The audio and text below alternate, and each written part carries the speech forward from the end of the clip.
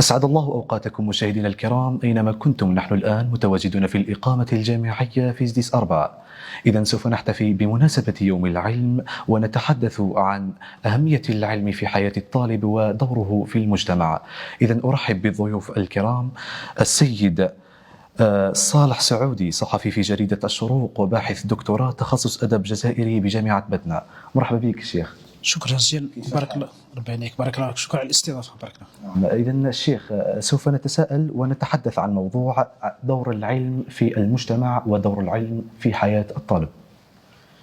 هو في حقيقه هذا السؤال مفتوح على كثير من الجبهات، لكن الشيء المؤكد انه العلم يحتل اهميه كبيره، يكتسي اهميه كبيره سواء لدى الفرد سواء لدى المجتمع، خاصه ما يتعلق بفئه الشباب، فئه الطلبه، لأنه طلبهم ربما رأس مال المجتمع، وعليه يمكن الاتكال عليهم في المستقبل.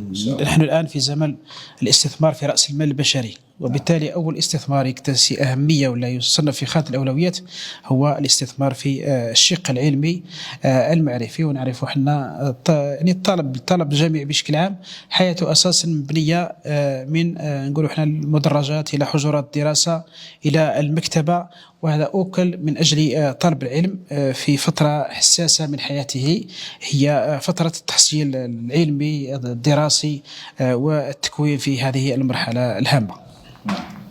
مشكور. إذن وفي حياة المجتمع كيف يكون العلم ودوره في المجتمع؟ كيف يرى المجتمع العلم وما هي أهميته في المجتمع؟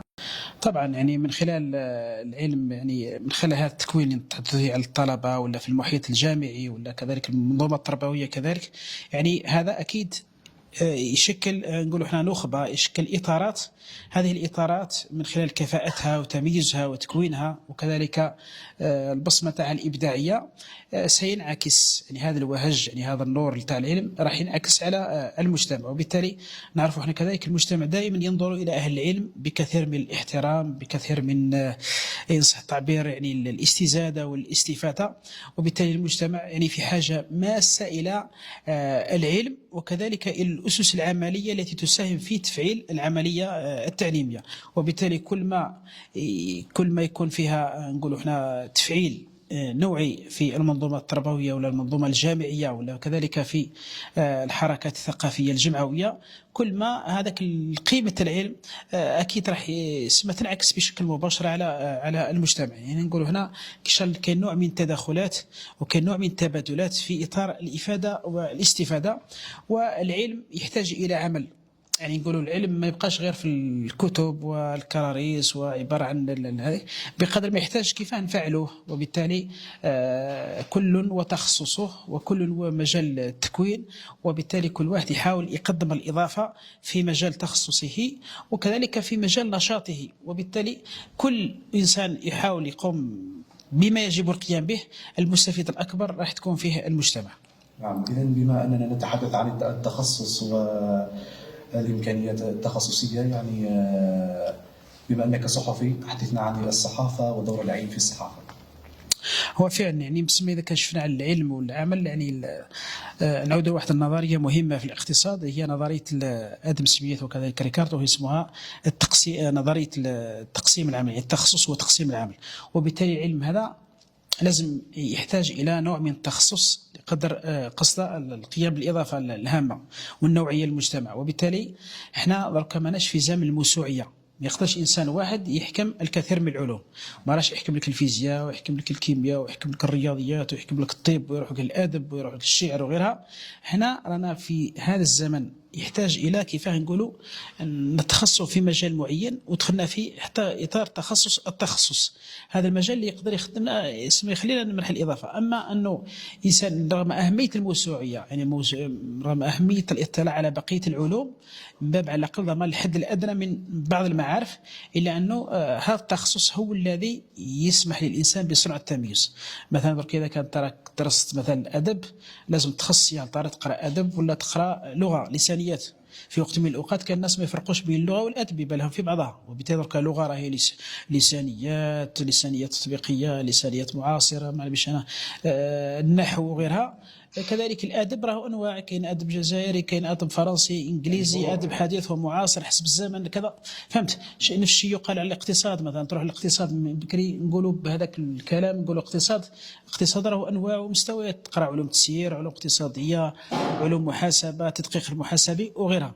نفس الشيء يقال على الفيزياء وغيرها. وبالتالي هنا نقصد يعني رانا في الشغل الوقت الحالي المعاصر يكتسي أهمية كبيرة في مجال التخصص، حتى في مجال الإعلام. إذا كان شفنا الإعلام كاين مثلا الصحف ولا وسائل العامة يعني تتحدث بشكل موجهه للشريحه تاع الناس بشكل عام، وين انك تلقى كل كي تقرا جريده ولا تتبع مؤسسه اعلاميه تلقى فيها من كل روض زهره كما يقول واحد، يسمى انك تلقى حصه رياضيه، حصه ثقافيه، حصه سياسيه، نشره اخباريه.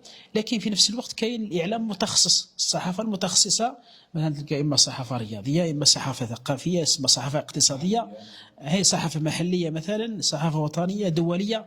وبالتالي هنا نهضروا على مسألة أهمية تفعيل نقولوا احنا ولا الرقي بالعلم من خلال الاعتماد على خاصية التخصص وتقسيم العمل. هذا هو الشيء اللي يخلينا ربما أكثر استفادة في هذا الجانب.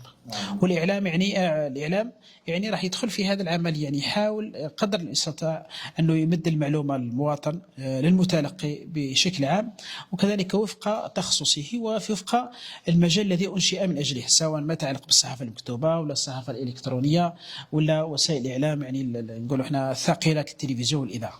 نعم، بارك الله فيك. إذا رأينا الآن مدى تعلق الإعلام بالعلم وأهميته في دور المجتمع. إذا لا أنسى أن أرحب بالدكتور نوري خضري، أستاذ جامعي حاصل على الدكتوراه في علوم اللسانيات. مرحبا بك أستاذ. مرحبا بك أستاذ، مرحبا بك. كيف الحال؟ لا بأس بخير الحمد لله. الحمد لله. إذا نفس السؤال ولكن أنت في مجال العلوم اللسانيات. إذا أسألك أيضا كيف ترى أهمية العلم في المجتمع وأهميته في حياة الطالب؟ بسم الله الرحمن الرحيم، الحمد لله والصلاة والسلام على سيدنا محمد وعلى آله وصحبه ومن تبع بإحسان إلى يوم الدين. وبعد، بداية نقول رب اشرح لي صدري ويسر لي أمري واحلل عقدة من لساني يفقهوا قولي. فهذه واحدة من فضائل العلم، أنه يعلمنا اللباقة والأدب في الحديث والتواصل. أشكركم وأشكر الجميع على حسن الاستضافة، وأشكر المتابعين الذين سيتابعون هذه الحصة. مسألة الحديث عن العلم، إننا نتحدث عن شيء هو أمانة في رقابنا. المولى عز وجل قال: إن عرضنا الأمانة على السماوات والأرض فأبينا أن يحملنها. فبالتالي شيء جميل جدا لما نتحدث عن العلم من منظور هو أمانة. فالأمانة متى ما قصرنا فيها فإننا ندخل في دائرة الخيانة والعياذ بالله منها. شيء جميل الاهتمام بهذا الأمر، خاصة وأنه قد تزامن مع يوم العلم في الجزائر اللي هو يوم 16 أبريل. نتقدم بخالص الدعاء على روح الفقيد الأمة الجزائرية اللي هو الشاب محمد بن باديس رحمه الله، الذي نذر نفسه لخدمة هذه الأمة ولخدمة هذا الوطن، نهوضا واستنهاضا وتنويرا لهذا المجتمع. أيام زمان، أيام الاستعمار وأيام الاستدمار، وسمع كما شئت. نعود إلى الأسئلة. فيما يخص حياة دور العلم في حياة الطالب، في حياة الطالب بشكل عام، في حياة الطالب المقيم أو بشكل عام يعني لأنه بكل صراحة سأقول كلمة اللي كان يقولها لي الأستاذ المشرف نتاعي في مرحلة الماجستير والدكتوراه، اللي هو الأستاذ بالخير الأخضر، ربي يحفظه ويبارك له في صحته وفي عمره إن شاء الله. تصور يعني نقول لك واحد الكلمة ويوصل واحد الميساج. كان يقول لي: اسمح لي يا ولدي، عمري ما ننسى روحي كنت طالب. كلام كبير، هذا إنسان وصل وين وصل، بس عمره ما ننسى روحي باللي كان طالب. نفس الشيء. اسمح لي يا ولدي. نعم. اسمح لي يا ولدي، عمري ما ننسى روحي كنت طالب. يعني شوف الإنسان هذا. فبالتالي احنا حتى وإذا رانا أساتذة بس ما ننساش روحتنا من أن كنا طلبة، كنا نقرأ وكنا يعني عايشين الأوضاع الجيدة ولا نقول السيئة، أو إنما ظروف متغيرات تخليك أنه تعيش وضع استثنائي. فبالتالي دور العلم في حياة الطالب هو يكمن في الرؤية التي يحملها. إن كان للطالب رؤية في حياته فأكيد سيجعل من العلم وسيلة ومطية للوصول إلى أهدافه. وإن لم تكن له رؤية فأكيد العبارة المشهورة: اللي قرأ واش داروا. إذن فدور العلم هو يكمن في وضوح الرؤية لدى طالب العلم. إذن فطالب العلم قبل أن يبدأ في الدراسة عليه أن يضع رجله في موطن الرؤية، في موطن يرى فيه هدفه، وين بحب نوصل، أو واش بغيت ندير أو واش ما بغيتش ندير، حتى يحدد مساره.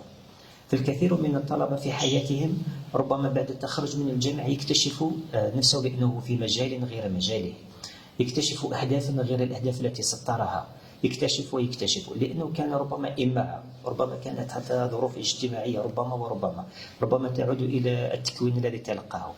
وبالتالي خلينا نقول لك نتحدث شوية من مرحلة التعليم الابتدائي ونجيو حتى الجامعة كيف يكون مسار الطالب. هو صحيح أنه في مرحلة التعليم الابتدائي راح يقرأ باش يتعلم الحروف، باش يتعلم الأرقام والحساب في مرحلة التعليم المتوسط هو بدا يكتشف شوية روحه وبدا يكتشف شوية العلم، ومن بعد نقطة التحول تبدا من مرحلة الثانوي. في مرحلة الثانوي كان كثير من الناس مثلا في المتوسط تلقاهم راقدين، بس في مرحلة التعليم الثانوي جاتو الشعلة هذيك. كان كثير من الناس في مرحلة المتوسط كانوا شعلة متقدة، بس في الثانوي حدث العكس. وبالتالي هنا واش لازم أنه الطالب في مساره ما قبل الجامعة هل ترى كاين حس بالشيء اللي راه يدير فيه ولا ما راهش حس بالشيء اللي راه يدير فيه، لأنه الجامعة في نهاية المطاف ما هي إلا تتويج لمسار كان قد أعده في مرحلة ما قبل الجامعة، ثم ما بعد الجامعة أوتوماتيكمون سيكون عضو فعال في المجتمع. إذن فدور أو أهمية العلم في حياة الطالب هو أنه لازم يرسخ مسار أو يرسم مسار انطلاق من النهار اللي يبدا فيه الوعي، انطلاق من مرحله الثانويه، خلينا ابتداء والمتوسط، ثم لما يجي للجامعه هنا مربط الفرس. في الجامعه هي خليني نقول لك واحد الكلمه، احسن مرحله في حياه الانسان هي مرحله الشباب، والاروع ما في مرحله الشباب هي فتره الجامعه، لانه في فتره الجامعه يكون قد استكمل تكوينه وبنيته، صار يولي مشروع في مجتمع. هذا الطالب دوك لما يكون في مرحلة الجامعة يولي كشغل نافذة مفتوحة على العالم، أو يتفرج في الناس والناس يتفرجوا فيه، تسمى لازم يشوفوه الناس ويشوف الناس، هذا لا نقاش فيها. اللي كيدوم في هذه المرحلة تسمى الطالب في مرحلة التعليم الجامعي يولي عنده يعرف كيفاش يسيليكسيوني، اختيار انتقال الأصدقاء. كما كان واحد صاحبي يقول لي أنا عندي ميزة حسن انتقال الأصدقاء والكتب، وبالطبع أيضا لديه تفكير آخر. ثم تفكير آخر، علاش؟ لأنه انطلاق من الصورة اللي رسمها في مرحلة التعليم الثانوي. قلت لك في الثانوي يولي يرسم مسار روحه، في الجامعة يولي يحدد. علاش قلت لك هذا الطالب بعد ما يكمل الجامعة يقول كي غير كما درت هذه؟ لا، لأنه كان إما أو كاين يمشي جبت المعدل 17 نستاهل ندير لا ميديسين، ندير لا ميديسين، ربما بمعدل 17 كان يدير حاجه واحده اخرى، يدير حاجه في علوم الانسانيه ويصبح مفكر. كان واحد صديق ينجح فيها، كان واحد صديق استاذ في الجامعه هنا في القسم عندنا فيصل حصيد الله يبارك، انسان جاب معدل بمونسيون قوي سمح له باش يدير الطبيب في التسعينات، لكن واش دارت قال اؤمن بهذه الفكره. الاستاذ شرف شنو راك تعرفوا الناس ما شاء الله يعني واصلين قراوا علوم وسمحت لهم الظروف باش يديروا الطب يديروا بس داروا علوم الانسان لانه عندهم وعي. ها هي الشغف يلعب دور كبير. نعم الشغف الشي الحوايج هذو كان من يجيو من الوعي. قبل كلش قبل ما تقرا لازم تكون واعي. واحد يجي يقول لك لا العكس لازم تقرا باش تكون واعي. معليش الانسان يتنظر من حاجه معينه تسمى في النظريه السلوكيه يتنظر من حاجه معينه في حياته واش يدير؟ يولي يحوس يبحث يفهم علاش تنظر ويقعد يقرا عليها باش يبني. وبالتالي هذا هو الوعي، ان الانسان يبدا السعي يحس بحاجه يبني حياته. وبالتالي فدور العلم في حياه الطالب انه لازم يبني حاجه في دماغه، انني اكون عضو فعال في المجتمع ومضيف له. هذه الفقره تخليني ندخل مباشره نجاوب عن السؤال الثاني اللي هو دور العلم في المجتمع. دور العلم في المجتمع تسمح لي نذكر لك واحد القصه اللي هو رجل ياباني راح لي اسمه ولكن كلام كبير، قصه ومغزى تاع كبير صح. كان بعثات وجا في بعثة علمية من اليابان لألمانيا. قرا ثم لا ميكانيك وكلش، وروح بعد ما تخرج، نقولوا مثلا شهادة ليسونس ومن تخرج بالشهادة روح لليابان. جاو باش يكرموه، قالوا استناو مازلت عندي حاجة لازم نزيدها. ورجع للألمان، زاد قرا وتكون مثلا عطاولو موتور يعرف كيفاش يمونتي ديمونتي كيفاش يجي الحوايج. روح اليابان من أجل التكريم، حدث العكس أن الإمبراطور قال له مازال عندك حاجة لازم تضيفها. ورجع مرة ثالثة لألمانيا وخرج موتور تويوتا راح لاسمه. الكلام اللي راح نقولوا في هذه المسألة واعر، كيسقساوه كي جاو للتكريم قالوا له أنت ما هو السر اللي خلاك باش تختار هذا المحرك، محرك تويوتا؟ فأجابهم كالتالي، قالوا كنت أدرس 8 ساعات من أجل نفسي وعائلتي وأبنائي، أي إنسان لما يخدم من أجل أسرته وكل شيء. قالوا وأضفت الساعة 9 من أجل اليابان. كلام كبير، يخمم على بلاده. تتصور من أنه العلم حنايا دروك مثلا نبدأ نروح لما تخدم بالصدق. عندي ساعة ونص، معليش خليني نزيد نص ساعة من جهة ولاد الناس اللي جاو يقراو، تخليني نزيد نص ساعة معليش من جهة الشهداء الناس نضحاو، خليني نزيد نص ساعة وفاء لروح عبد الحميد بن باديس، الإنسان اللي ضحى بكل شيء نتاعو. الكلام هذا وين يوصلنا نوصلوا واحد الفكرة أنه العلم أكبر من الشعارات المعلقة والتي نظل نرددها أو نراها. العلم أن تعمل. عندي فكرة نخدمها. على بالك الإنسان الواعي بقيمة العلم يولي يعرف أنه وجوده في مقاعد الدراسة، تتبع العلم وكل شيء أفضل بكثير ما يكون متواجد في منصب ما في البرلمان أو أي شيء. يقول لك هذه اللي راهي عندها قيمة. العلم كما يقول الإمام الشافعي، تعلم فليس المرء يولد عالما وليس أخو علمك من هو جاهل. العلم كل ما تحل معه الباب هو يحل معك 100 باب. هذا هو العلم. وبالتالي في المجتمع باش يتطور لازم علينا نعرفوا، لازم يكون عندنا الوعي بقيمته. مثل هذا الإنسان الياباني اللي حكيت لك عليه، 8 ساعات من أجل نفسه، وأي واحد يخدم باش يعيش، ويضيف الساعة 9 من أجل اليابان. يعني تصور أنه في بلادنا في المجتمع تاعنا أنا معليش ما نقولكش أنا عندي 8 ساعات ولا 6 ساعات تاع الخدمة في مقاعد الدراسة، أو أنه مثلا إذا راني طبيب أو أنه كذا. خليني كي نخرج للمجتمع الناس يستفادوا مني، كي ندير معهم جلسة تاع ساعة ولا ساعتين يديو من عندي حاجة صافي بليزير. كي ندير أنا ساعة ولا ساعتين مع ناس ونستفاد من عندهم صافي بليزير. هاي حنا واش اللي صرات لا ريبتير تاع نوع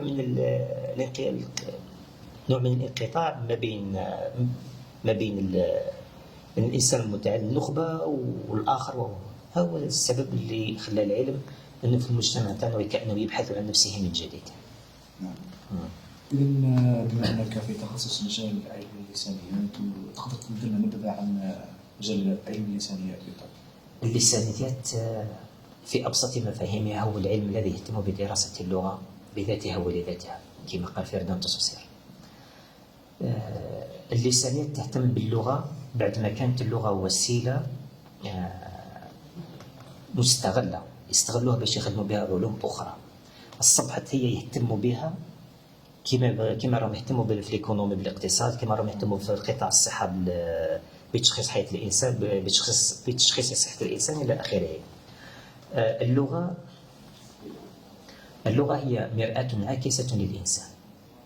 إذا كان الإنسان خير راح يضرب غير الخير، إذا كان الإنسان ما فيهش شيء آخر راح يضرب شيء آخر اللي راه موجود فيه. وبالتالي في اللغة من قبل كانوا يقول لك مثلا لغة الفقه يهتموا مثلا في الفقه كذا وكذا، ويوظفوا اللغة مثلا لإصدار الأحكام الفقهية، لإصدار الأحكام القانونية وإلى آخره. في حين درك لما خرجت اللسانيات قال لك لا، اللغة هذه تستاهل أنه ندرسوها باش نشوفوا نواحي تطويرها. عاد يجي يقول لك علاش اللغة هذه لازم تطورها؟ سي بيان سور ماشي قضية أنه تطورها، وإنما حياة الإنسان هذه تتغير بشكل مستمر. تتصور أنه تبقى تتحدث بكلام تاع الناس تاع بكري حنا رانا عايشين في زمن التكنولوجيا، تولي انه تحس واحد الفجوه بينك وبين اللغه، بينك وبين الوقت اللي رانا فيه. وبالتالي في الاهتمام باللغه كل ما يكون فيه تنافس، كل ما يكون فيه نمو، كل ما يكون فيه تطور ازدهار، كل ما تلقى اللغه انه راح تستجيب، لانه فينا اللغه هذه راهي ما هي الا استجابه لمتطلبات حياه الانسان هذه. وبالتالي اللسانيات اللسانيات لما جيت تهضر عليها كفرع وتهتم بدراسه اللغه، انت روح تشوف مثلا كما في الانفورماتيك كاين حاجه اسمها اللسانيات الحاسوبيه، كيفاش تبرمج اللغه. مثلا لما تجي تشوف في الذكاء الاصطناعي تتصور باللي اختاروا شيء تكنولوجي بس تتواصل معاه ويحكي معك بشكل عادي يعني بالدارجه. اللسانيات ليست فقط مجرد وسيله جسديه، ماشي غير اكبر من هذا الامر. اللسان تشوف العلم ظهر في وقت وجيت في عمره الزمني صغير بارابول لباقي العلوم، الا انه طفره في تاريخ العلوم الانسانيه. سمح لي لما تشوف هذه عندهم بعد يهضروا عليه في قانون التجاذب، اقول لك حاجه ويقول سبحان الله كنت نهضر عليها وجاتني. على بالك درك في الذكاء الاصطناعي الحوايج هذو وين وصلوا، انه تقدر تخمم في حاجه بعينه تجيك الفكره حتى في الفيسبوك والحوايج كيما هكذا. شكون اللي قال له؟ هي انطلاقا من الكلمات اللي راك قاعد تردد فيها لثمه، هذاك اوتوماتيكمون يعود هو يجيب لك المجال البحث نتاعك ويجاوب لك على الاسئله والتساؤلات نتاعك اللي تطرح لك كل. نعم، إذا كما شاهدنا مشاهدينا الأكارم، كما رأيتم مع الدكاترة الكرام حيث أبرزوا معنا دور العلم في المجتمع وأهميته في حياة الطالب. إذا مشكورين الأساتذة الكرام على الحضور وعلى تلبية الدعوة. إذا دام شعارنا بالعلم نرتقي، ودمتم في رعاية الله وحفظه.